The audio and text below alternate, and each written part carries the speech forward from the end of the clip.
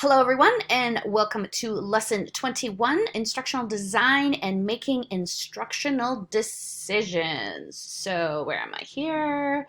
Here we go. So the objective for this lesson and lesson 22 is to critique foundational educational ideologies so that you can create a well-rounded and intellectual identity as a teacher. Of course, all as always on the road to becoming the most amazing teacher that you can be. So this is why I have included these two particular lectures in this EdSci course, is so that you can start to develop your ideologies and ultimately your identity as a teacher. Okay, so basically, what is instructional design? And I'm going to frame it around these 4 questions. So, how teachers make decisions about what to teach. So, what are you going to teach? How teachers make decisions about how to teach the concepts. Justifying why those particular decisions were made over a different method. And then what does it actually look like? What does meaningful instruction in the classroom actually look like? So I'm going to use these little icons here to hopefully kind of keep the lecture focused for you. So you'll see the little icons in the top right-hand corner. So just to get us going, I like this little cartoon. You can feel good knowing your lesson plans put up a good fight. Hopefully your lesson plans will put up more than a good fight, and your activities in your classroom will put up more than a good fight. Okay, these are the primary topics of instructional design. We're going to look at the first 3 in lesson 21 and then the last 4 in lesson 22. So we're going to look at diagnostic assessment, role of learning objective, Bloom's taxonomy of cognitive skills. We're going to look at developing overall philosophy, universal instructional design, specialized instructional strategies, and metacognitive executive functioning as sort of things that you need to consider when you are talking about instructional design. So to get us going, I want you to kind of be jotting things down as you go through these lectures, because we're going to ultimately talk about this in Collaborate. So think back to one of your favorite or most inspiring teachers and describe this teacher's instructional design. So what do you think, what decisions do you think that they made purposefully so that you had an amazing experience in that particular classroom? Add on to this and identify objectives you think your teacher may have had for your class, and keep adding over both lectures to be ready to share and collaborate. So this is sort of a summation kind of project that I want you to be jotting down and then sharing in Collaborate. Okay, so let's jump in now to what to teach. So this is the first, you'll see the little icon here, is this is the section on what to teach. So basically you have, I'm going to go back. In order to design or think about instructional practices, you have to know the overall objectives that you're required to teach. And we looked briefly at the Alberta Education Program of Studies. That's what that acronym is, Program of Studies. Curriculum. So whatever you are teaching, if you're teaching general elementary classes or if you're teaching high school physics, you have a particular program of studies that you are responsible for teaching your students. So I just pulled grade 6 math just as a bit of an exemplar. So this is what your program of studies will look like. So that you have a general outcome, develop number sense, specific outcome, demonstrate understanding of place value, including numbers that are greater than 1 million, less than 1,000. So you might be going, wow, these are really general. That's exactly what these are. These are general curricular objectives that then they are a guide for you, but there's a lot of room for personalization for you as a teacher and then for your students in here. And that's the joy of being a professional autonomous teacher, is then you make the decisions on how to teach these, which we're going to jump into in a little bit. Okay, so before you start thinking about what to teach, you kind of need to know where your students are at. So it helps that you know the strengths and weaknesses of your students right at the beginning. When you first start your career, you might not know the students, and so you have to kind of just take guesses of where grade 3 students might be at. But after your first year, you kind of have a better sense of where most of the students will be coming to you. Okay, so diagnostic assessment is basically, whoa, sorry, that's not what I wanted to do. This is what I wanted to do. Diagnostic assessment is what you do before you start doing a lot of your design. So you determine the starting point. This is how you determine the starting point for your instruction, and you initiate instruction at the right curricular juncture. So there's nothing worse than starting either way below where the students are at or starting way above where the students are at. So examples of diagnostic assessment that you can do at the beginning of the year are maybe you look over past report cards, you look over some assessment documents, maybe they did specific literacy numeracy type tests the year before, so you look at those. You can look at a journal, or have them write a journal when they first come into your class, so they write about what they'd like to learn, what they already know. They can do some self-assessments. You're usually pretty good at knowing where they're at. You could do some student surveys, those kind of things. So again, just to get a sense of where your kids are at, that's what diagnostic assessment is. So you can do these at the beginning of the year, or you can do them through, and I would suggest doing these throughout the year just to check where the kids at.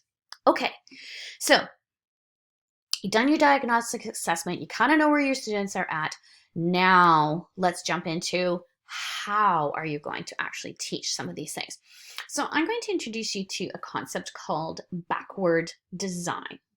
And think about a design. This is a design where you think about what you actually want students to learn and how then you're going to assess or figure out if they actually understand it. So that's what this is.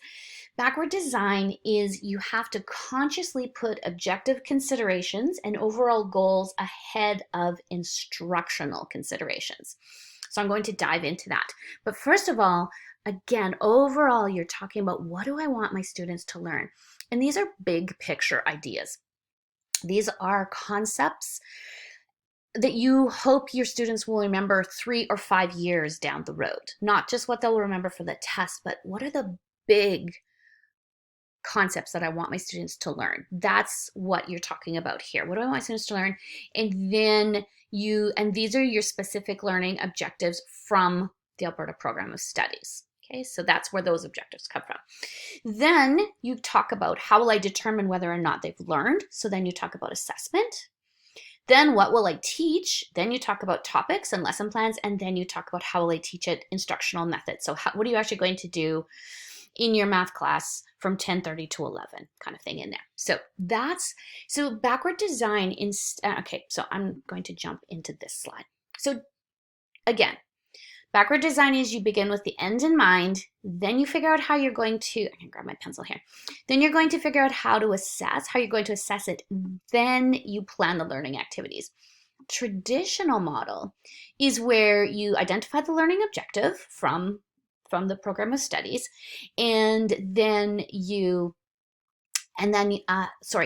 identifies learning objective and standard. Then you focus on traditional model and you focus lots of time on what does the textbook say. Excuse me. What does the textbook say about this? How I should attack this, and then you would follow that.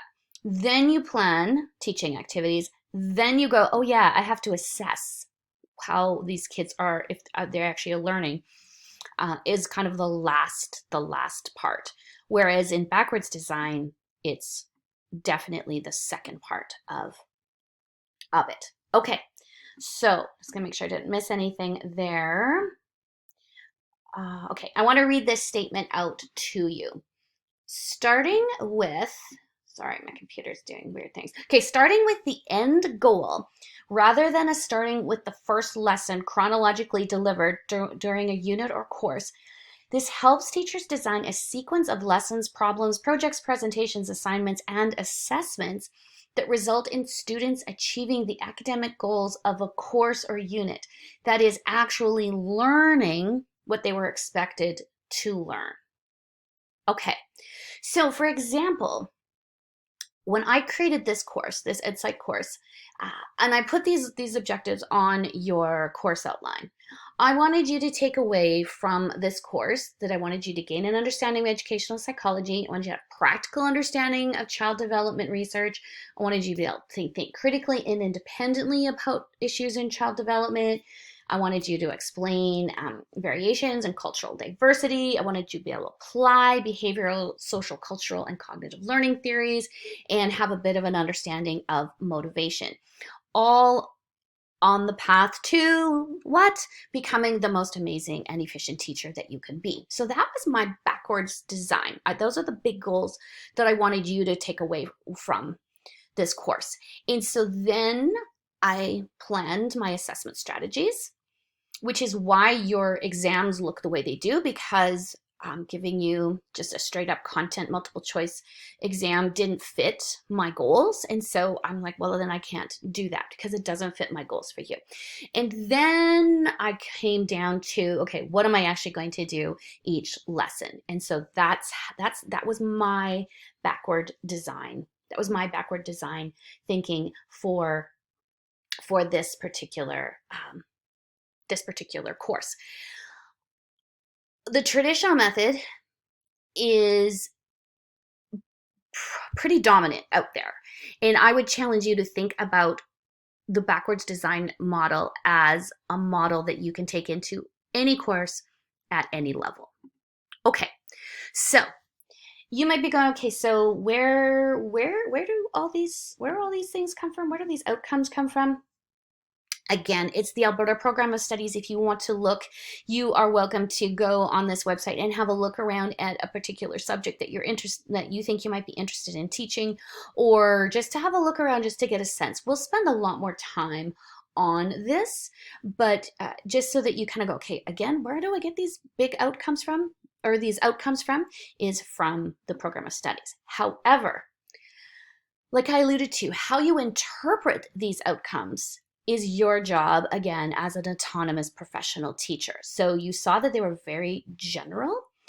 And so that's where this backwards design is. You have an overall idea of what you are supposed to be teaching, but then you get to say, okay, this is what I want them, with these objectives as my foundation, this is what I want them to take away. So these ideas are not particularly in the Program of Studies, but they are based on the Program of Studies. So again, I want just so that you kind of go, well, where are these backwards design outcomes when you're looking at these outcomes? You're not going to find them, but that's your job as a teacher. And it's very exciting because you get to pull your strengths and the strengths of your students when you're doing that. Okay, I'm going to give you an example of the thought process behind traditional instructional design and backwards design. Okay, so here we go. So I pulled grade 10 English, Romeo and Juliet. I assume to most of you somewhere in your career studied Romeo and Juliet. I pulled out these specific Alberta Program of Studies objectives. So 2.1.1a, identify a variety of different kinds of text and purposes for creating text, and 2.1.2a, use a variety of strategies to comprehend literature. So those are my foundational objectives that I want to fulfill by doing Romeo and Juliet. Okay, so generally in a traditional, sorry, am I jumping around here? In a traditional, sorry, I'm on the wrong slide. My computer is jumping. I don't know why. There we go. Okay, so I would identify these specific objectives, and then I would jump into planning. In a traditional sense, I would jump into planning my learning activities. So I say, okay, I need to talk about rhyme scheme. I need to talk about iambic pentameter. I need to talk about the importance of plays during Shakespeare's era. I need to watch maybe a modern day movie of Romeo and Juliet. Maybe I listen to the audio recording. Maybe I read the play out loud. Maybe I act out a scene. Do these sound familiar? Probably lots of you did this, okay? So I'm jumping into learning activities. Then, oh yeah, my assessment. I have to have an assessment at the end of this. So maybe I'll test on characters, maybe I'll test on themes, understanding of content, purpose of text, how this text is different than other texts they've studied, And so that could be my assessment. And then I would go about and teach my lessons on Romeo and Juliet. However, if I looked at it from a backwards design aspect, again, I have the same curricular outcomes from the Alberta Program of Studies. But if I say, okay, what are the big things I want them to remember in 3 to 5 years? So I maybe want them to remember the passion of the writing, the passion of Shakespeare's writing. I maybe want them to understand the timelessness of this kind of a story. I maybe want to talk about this is culturally, that this is not a specific concept to our particular culture. This theme of wrong side of the tracks, true love, overcoming is not just a Western cultural. It's found really across the world. And maybe I want to talk about that this is a glimpse into human nature. So can you see how these are bigger concepts? Then I look at assessment. So if those are my big concepts, how am I going to assess?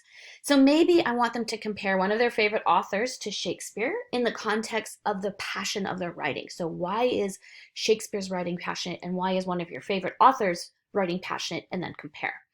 I might want them to do an infographic on different Romeo and Juliet stories from across cultures.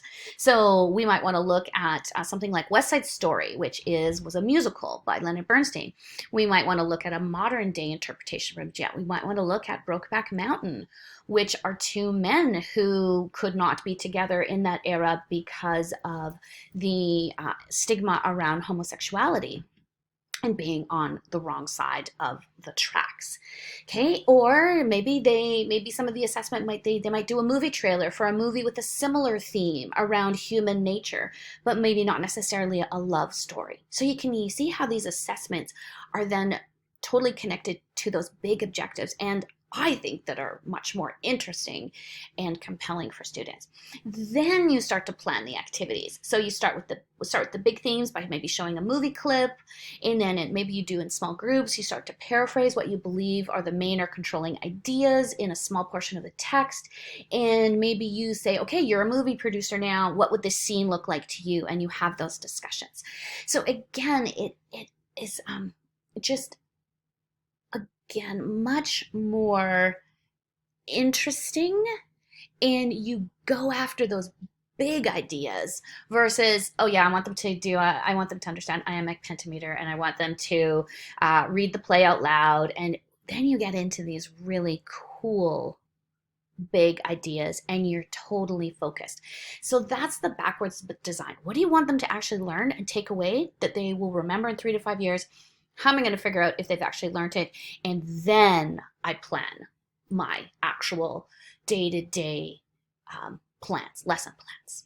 Okay, hopefully that gives you an idea of backwards by design. So now, of course, you guys get to have a shot at this. So what I want you to do is I want you to look at the Phys Ed 10, because of course I think almost all of you took Phys Ed 10, and this is general outcome B of the Phys Ed program of studies. There's that word. And students will understand, experience, and appreciate the health benefits that result from physical activity. So I want you to focus on experience. So students will experience the health benefits that result from physical activity. So what are your big if you want them to experience long-term health benefits by being physically active, what would your big objectives be? And that's what we're going to talk about and collaborate. So have a little bit of a ponder about that. Write some things down so that you can have this discussion, because then what we'll do is we'll look at then, okay, how could you assess some of those, and then how will that change what you do in the individual lessons when you have big outcomes versus just planning, oh yeah, I'll do soccer and then I'll do basketball and I'll do this. It has much more purpose. Okay, so we're going to talk about that in Collaborate. Okay, so you've gone through, you've figured out your big goals for the for your course, you've figured out your assessment, how you're going to actually figure out how you're going to see if the kids have learned what you wanted them to learn. Now you're talking about instructional, day-to-day instructional design. And hopefully this is familiar to you, this little lesson plan. This is our MHC lesson plan that you will use all 4 years that you are here with us. And this, what you're going to do is when you look at this lesson plan, is your outcomes here, outcome of lesson. These are verbatim, so word for word from the program of studies. So this is just 4.1.2 and then boom, word for word from the program of studies. This section, however, is what we're going to focus on right now, is how will I know students have achieved the learning outcomes? Because of course, if you don't know if they've actually learned what you wanted them to learn, then the purpose of the lesson is it's just been busy work instead of actual learning. Okay, so when you are talking about that section, that how will I know students have achieved the learning outcomes, what you want to do is you want to be bringing in Bloom's taxonomy. You want to be bringing in all of these concepts. So you want some ideas where the kids have to just remember some concept, where they show understanding of a concept, and then when they apply. These are called low order levels. When students start to get into analyzing, evaluating, and creating, these are called higher order. So when we talk to you about, we want you to have some lower order and some higher order Bloom's levels, that's what we mean is in here. Okay, so, oops, I need to get rid of my pencil, and off we go. Okay, so this is the list of Bloom's verbs that I like to use. I like them because they're in alphabetical order and it's just clean and efficient. So what you want to do is when you are creating your lesson plans in any course that you take in education, you want to include one of these verbs in your how will I know that students have achieved. And I'm just going to go back to this in this section here. Okay, so when you write it out, you want to be putting in a Bloom's verb in here. Okay, so this is what I tell my third years about how to write that section of their lesson plan is use, I'm gonna grab my pencil again, use Bloom's verbs, spin the movie reel, and be specific. So I think you have an idea of the Bloom's verbs. Spin the movie reel means that you are going to, if I read your lesson plan, I should be able to figure out, I should be able to see what the kids are going to be doing in the classroom. If I can't figure out what the students are doing in the classroom, then you haven't spun the movie reel. So when you look back at your how will I know they've achieved the learning outcomes, it should be so the reel should be moving. I should be able to see what they're doing and be really specific in it. Okay, so we're going to go through some examples. So I just pulled again grade 6 science from the Alberta Program of Studies learner expectation. One of the expectations is that the students will describe kinds of plants of animals found living on, under, and among trees, and identify how trees affect and are affected by those living things. So for example, if I was going to do a knowledge-based outcome, so if I was going to do one of these here, remember, understand is more of that knowledge base, one of my learning objectives might be with a partner, orally identify 5 types of trees. So can you picture what the students are going to be doing? Orally, with a partner, identify 5 types of trees. So you should in your mind be able to see partners of students talking about 5 types of trees. So I've spun the movie reel and I've been really specific.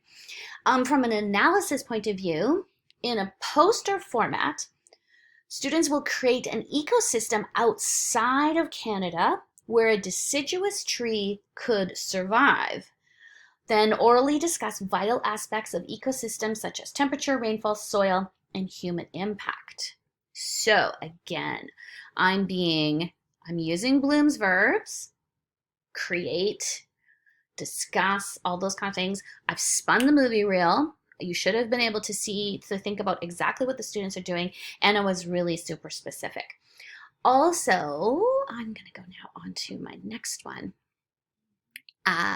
Also, I'm going to go back.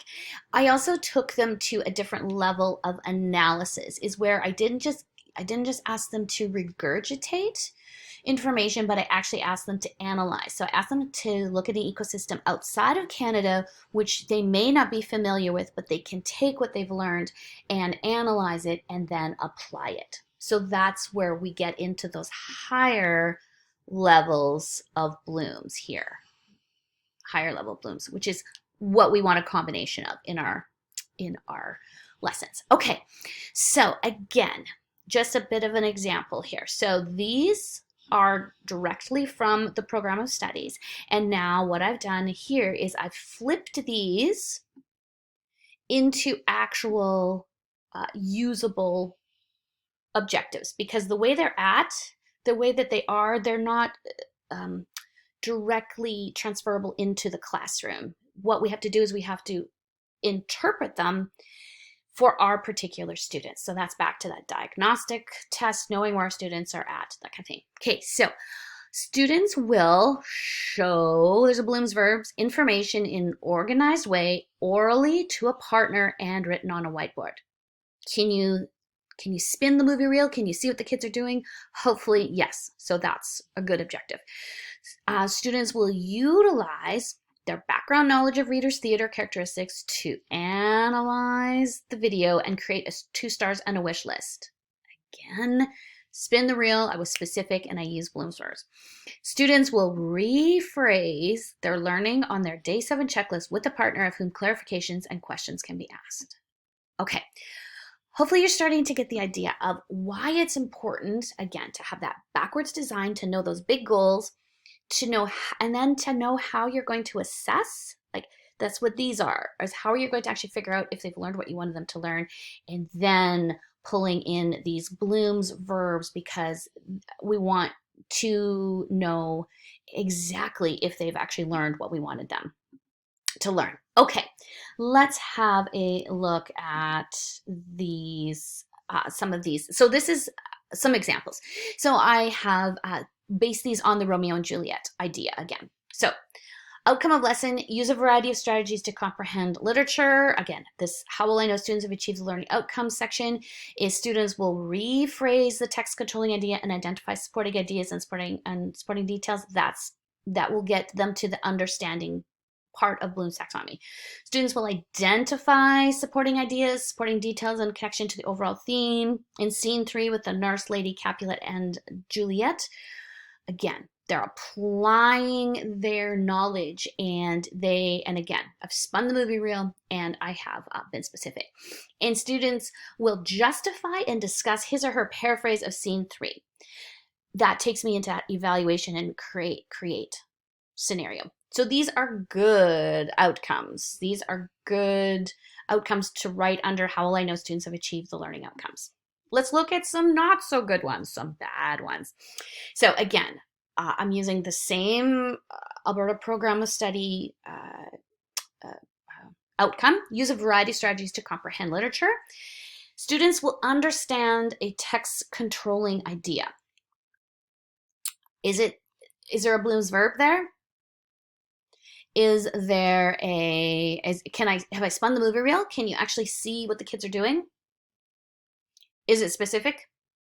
No. So as soon as you have understand, something like understand, that's a word that you don't want to have in your outcomes, because how are you actually going to see if they understand? Again, ethically incorrect to chop off their head and look inside for understanding. If you can't actually figure out if they've learned what you wanted them to learn. Okay, students will be given the opportunity to appreciate the concept of supporting ideas and supporting details. Again, is there a Bloom's verb? Can you actually picture what they're doing? And is it specific? No. Again, if you have given the opportunity to appreciate, that's like one of those bomb words in outcomes, because how, again, are you going to actually figure out if they appreciate the concept of supporting ideas or they appreciate the beauty? You can't actually assess that. So then it makes your outcomes and your whole lesson unfocused. You want to be super laser focused here so that you know exactly what's going on. Okay, so I'm just gonna make sure I didn't miss anything in here. Okay, so your turn. What I want you to do is I want you to evaluate these objectives. Are they good objectives? Are they bad objectives? Are they kind of, how could they be improved? So we're going to talk about this in Collaborate. So I want you to have a little bit of a go with these four.